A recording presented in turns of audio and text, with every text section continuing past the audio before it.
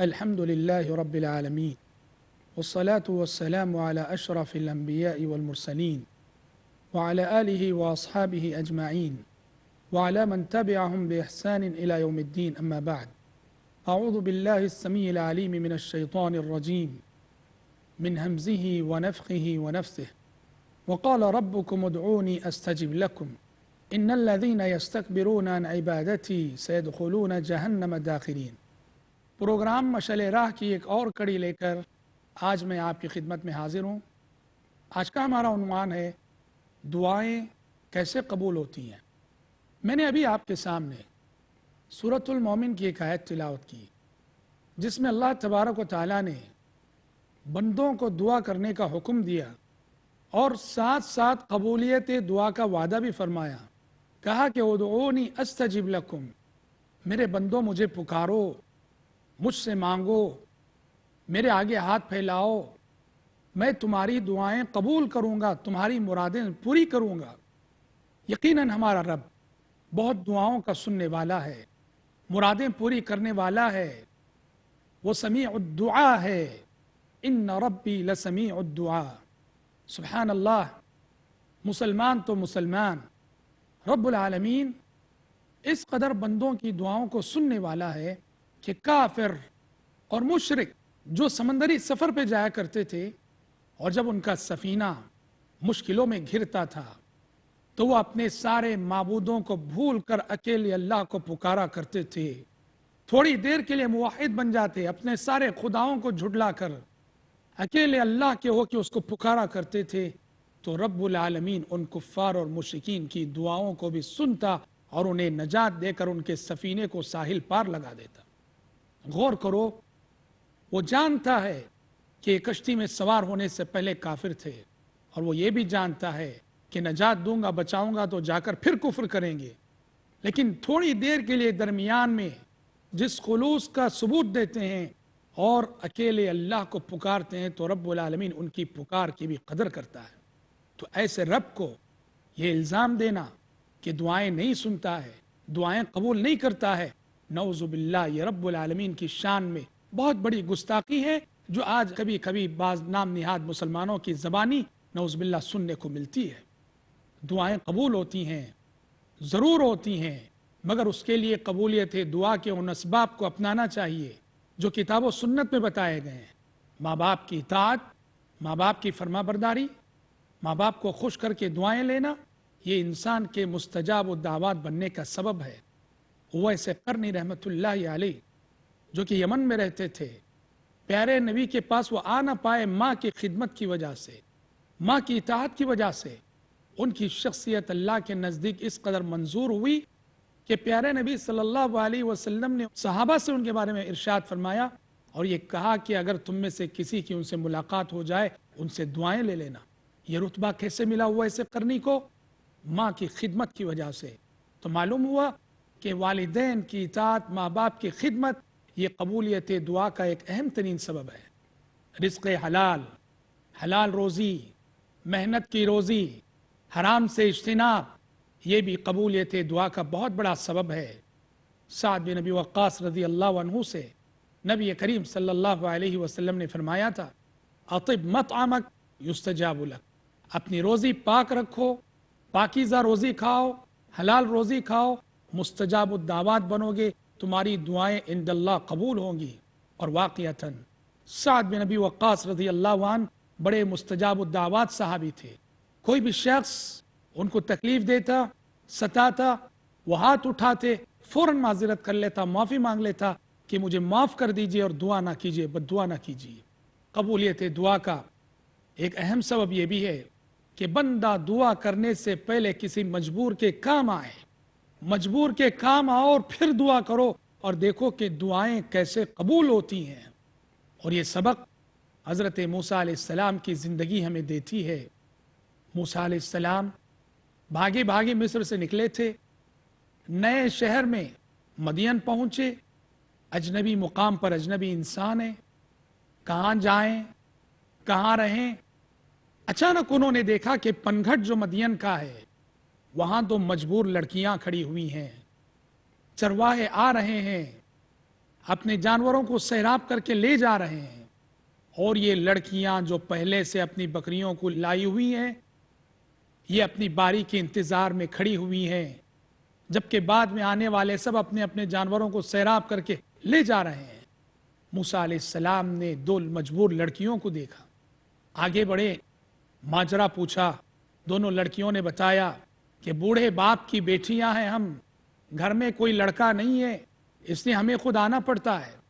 موسیٰ علیہ السلام نے دو مجبور لڑکیوں کی مدد کی، آگے بڑھے، ان کے جانوروں کو سیراب کیا اور ان کے حوالے کر دیا، اور اس کے بعد دعا کرتے ہیں ثم تولى الى الظل فقال رب انی لما انزلت الی من خیر فقیر۔ دونوں کے جانوروں کو جب سیراب کر دیا تو اس کے بعد کہتے ہیں درخت کے سائے کے نیچے آ بیٹھے اور دعا کی رب انی لما انزلت الی من خیر فقیر، پروردگارہ جو بھی خیر اور بھلائی تو میری جانب نازل کرے میں اس وقت اس کا محتاج ہوں۔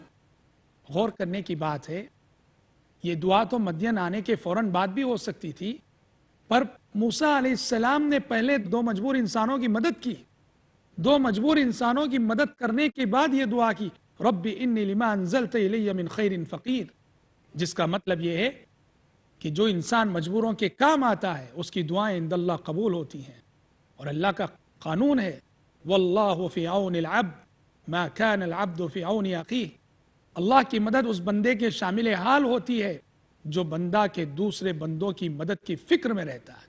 کتب احادیث میں نبی کریم صلی اللہ علیہ وسلم کے زمانے میں خود آپ صلی اللہ علیہ وسلم کی دعائیں کیسے قبول ہوا کرتی تھیں، صحابہ کرام رضوان اللہ علیہ مجمعین کی دعائیں کیسے قبول ہوا کرتی تھیں، کتب احادیث میں اس سلسلے میں متعدد واقعات مروی ہیں۔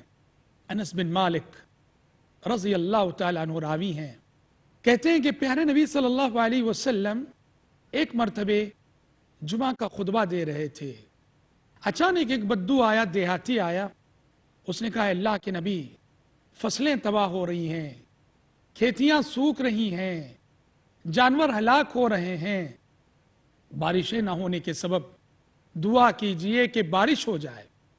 انس بن مالک رضی اللہ عنہ کہتے ہیں نبی کریم صلی اللہ علیہ وسلم نے اسی وقت اپنے ہاتھ اٹھا دیے اور آپ نے ممبر پہ کھڑے کھڑے بارش کے لیے دعائیں کی۔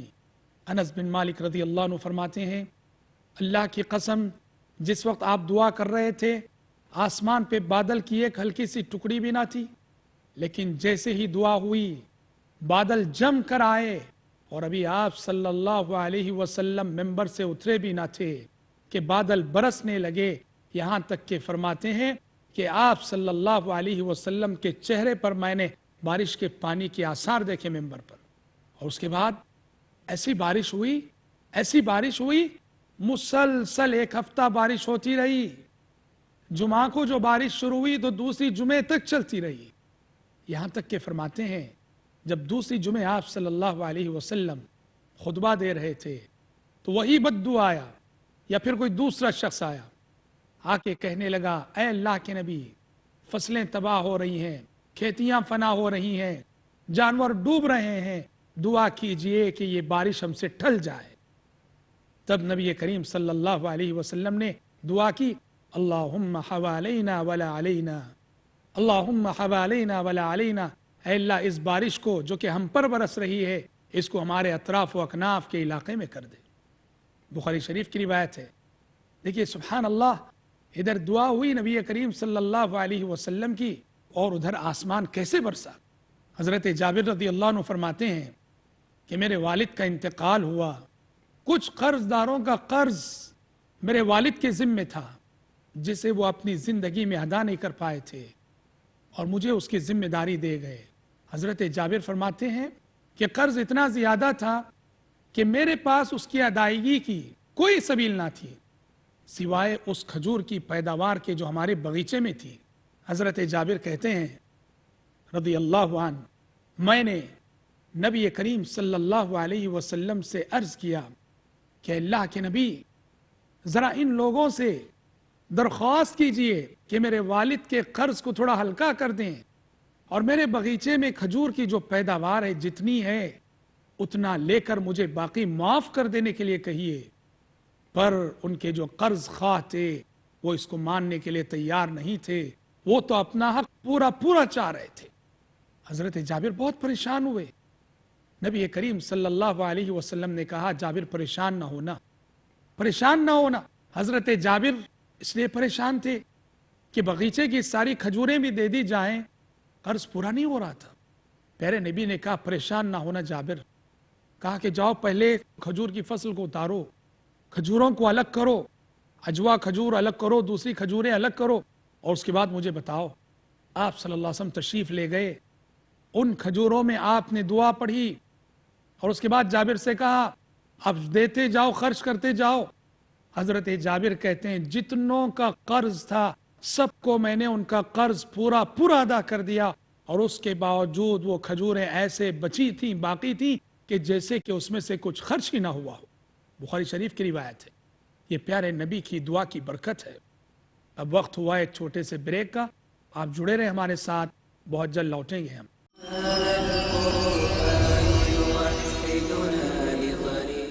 بریک سے قبل ہماری گفتگو ہو رہی تھی کہ نبی کریم صلی اللہ علیہ وسلم کے زمانے میں خود آپ صلی اللہ علیہ وسلم اور صحابہ کرام رضوان اللہ علیہ مجمعین کی دعاؤں کی قبولیت کے دسیوں واقعات اور دسیوں نمونے ہمیں ملتے ہیں۔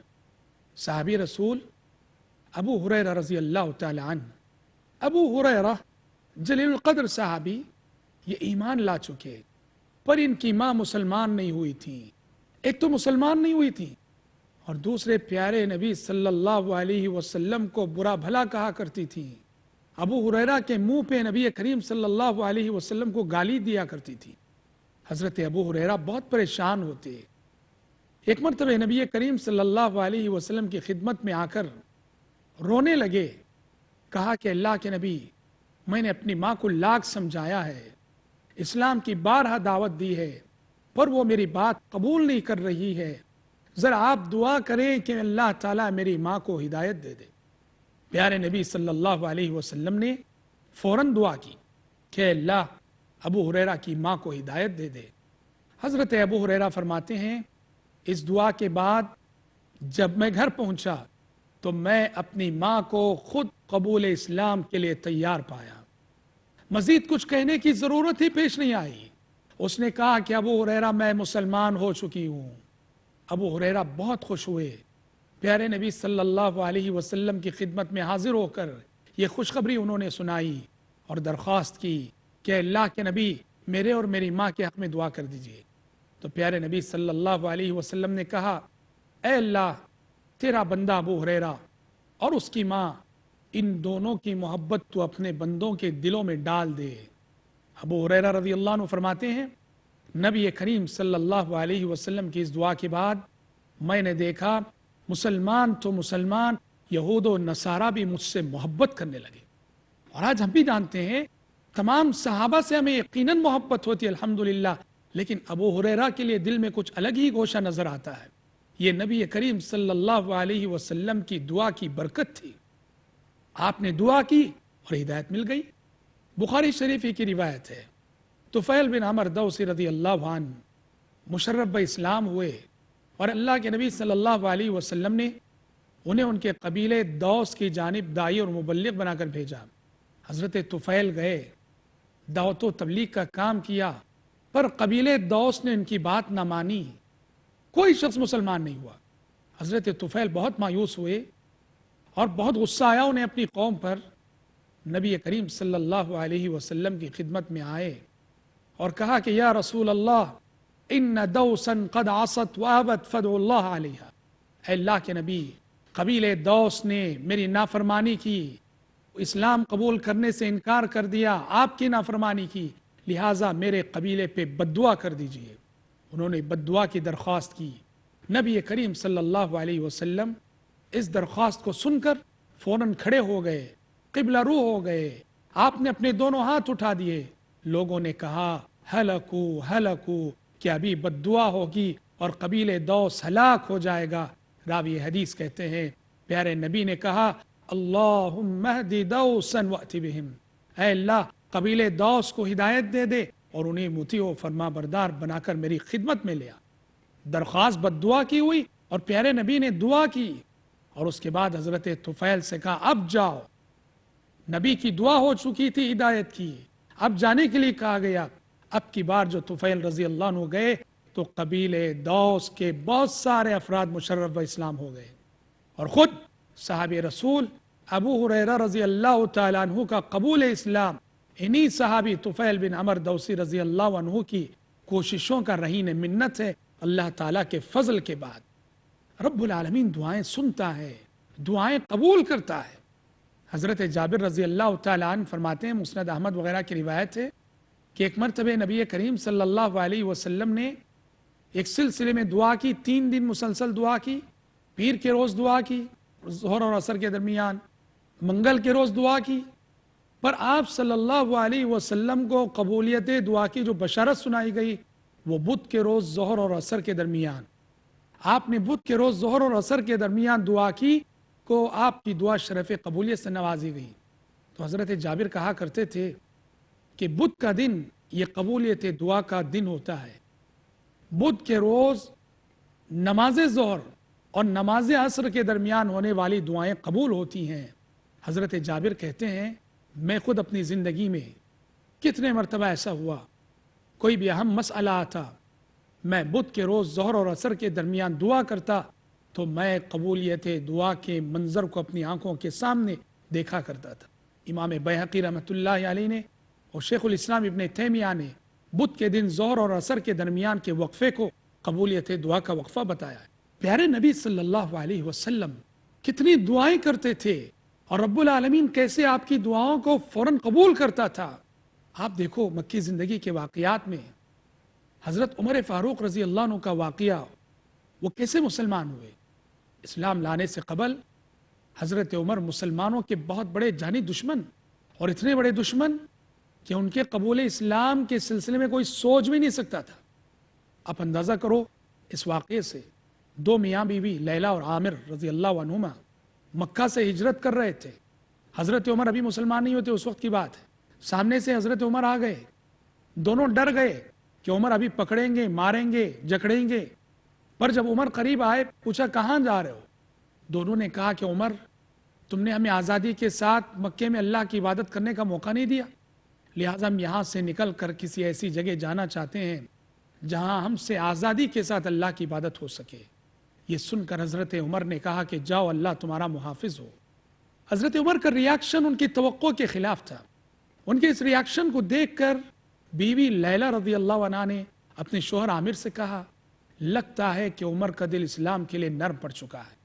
تو شوہر عامر نے کہا تم سمجھتی ہو کہ عمر مسلمان ہو جائے گا؟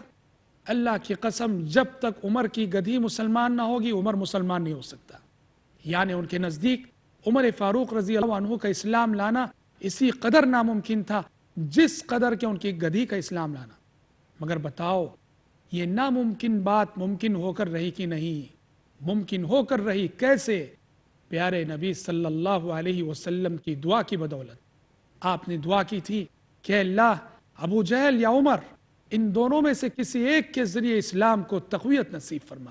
آپ کی دعا کی برکت تھی، رب العالمین نے آپ کی دعا کو شرف قبولیت سے نوازا۔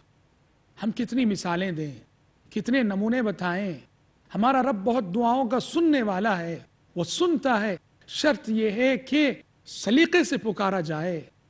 پیارے نبی صلی اللہ علیہ وسلم بخاری شریف کی ایک روایت میں جس کے راوی عبادہ بن صامت رضی اللہ تعالیٰ عنہ ہیں، فرماتے ہیں کہ جو شخص رات میں سو رہا ہوتا ہے اور رات میں آنکھ کھل جائے، بیدار ہو جائے اور بیدار ہونے پر یہ دعا پڑھے لا الہ الا اللہ وحدہ لا شریک لہ لہ الملک ولہ الحمد وہو علی کل شیء قدیر الحمد للہ وسبحان اللہ ولا الہ الا اللہ واللہ اکبر ولا حول ولا قوة الا باللہ۔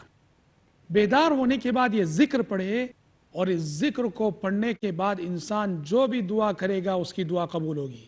شیخ محمد بن جمیل زینو جو ام القریٰ مکہ مکرمہ کے استاد ہیں، وہ لکھتے ہیں کہ یہ ذکر میری زندگی کا کامیاب نسخہ ہے۔ میں نے اس دعا کو اپنی زندگی کی مختلف الجھنوں میں آزمایا، میں جب بھی قرض کے بوجھ تلے دبا راتوں میں اٹھ کر یہ دعا پڑھتا، پھر اپنی دعائیں مانگتا، قرض کی ادائیگی کی غیبی سبیلیں پیدا ہوتی۔ میں جب بھی بیمار ہوا راتوں میں جاگتا، راتوں میں جاگ کر یہ ذکر پڑھتا اور شفا یابی کی دعائیں کرتا اور مجھے شفا ملتی۔ میری زندگی کا آزمایا ہوا کامیاب نسخہ ہے، کہتے ہیں یہ دعا۔ تو حضرات، ہمارا رب بہت دعاؤں کا سننے والا ہے، ضرورت ہے کہ ہم پکاریں، مانگیں، یقین کی کیفیت کے ساتھ اور قبولیت کے سلسلے میں جلد بازی نہ کرتے ہوئے اور دل کی حاضری کے ساتھ۔ رب العالمین بہت دعائیں سنتا ہے، خصوصاً بعض حالتوں میں دعائیں جلد قبول ہوتی ہیں۔ پیارے نبی نے فرمایا ثلاث دعوات لا ترد، 3 دعائیں ایسی ہیں جو رد نہیں ہوتی ہیں، ریجیکٹ نہیں ہوتی ہیں، شرف قبولیت سے نوازی جاتی ہیں۔ ان میں سے آپ نے فرمایا ایک دعا دعوت الوالد، والد کی دعا اولاد کے حق میں، دعوت المظلوم، مظلوم کی بد دعا، دعوت المسافر، مسافر جو حالت سفر میں رہتے ہوئے دعا کرتا ہے، مسافر کی دعائیں قبول ہوتی ہیں۔ اور اسی طرف فرمایا دوسری حدیث میں دعوت الصائم حین یفطر، روزہ دار جب افطار کر رہا ہوتا ہے، افطار کی دعائیں بھی شرف قبولیت سے نوازی جاتی ہیں۔ یہ سب اوقات کس لیے بتائے گئے ہیں؟ اس لیے کہ رب العالمین چاہتا ہے کہ بندے دعا کریں، وہ نوازنا چاہتا ہے، وہ دینا چاہتا ہے۔ تاہم اتنی بات بھی یاد رہے، فرض کرو کہ ہم نے دعا کی اور ہماری مراد پوری نہیں ہو رہی ہے، تو یہ خود کیا کم ہے کہ ہمارے ہاتھ پھیلانے اور ہمارے دعا کرنے سے اللہ کی عبادت تو ہو گئی؟ ہماری مراد پوری ہوئی ہو نہ ہوئی ہو، مگر اللہ کی عبادت تو ہو گئی، بندے کے حق میں اجر و ثواب تو لکھا گیا، اللہ تعالیٰ نے ہمارے حق میں اجر و ثواب لکھا۔ الدعاء هو العبادہ، دعا ہی حقیقت میں عبادت ہے، یعنی دعا عبادت کا اعلیٰ ترین مظہر ہے۔ الدعاء هو العبادہ، اس لیے ہمیں مانگنا چاہیے۔ رب العالمین قرآن میں دعوت دیتا ہے ادعونی استجب لکم، میرے بندو مجھے پکارو، میں تمہاری دعائیں سنوں گا، میں تمہاری دعائیں قبول کروں گا۔